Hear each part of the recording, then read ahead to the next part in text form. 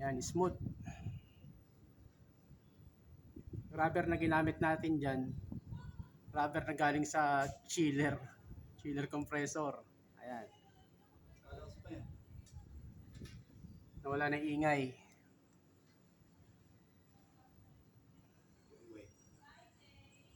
Yan ang modified. Pag walang-wala ng rubber, magamit lang.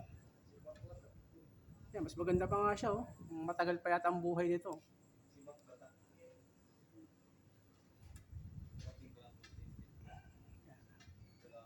Kaya natin lumamig.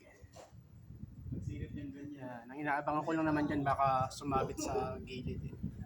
So ngayon wala namang sumabit. Yan. Goods. Pwede na.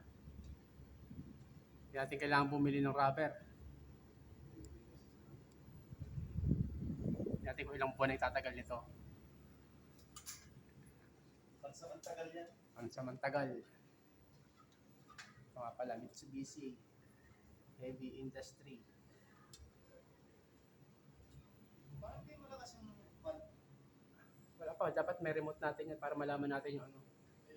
Yung temp. May remote doon.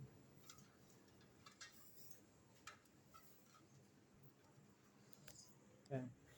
Bali, ito na yung mga original na ano niya.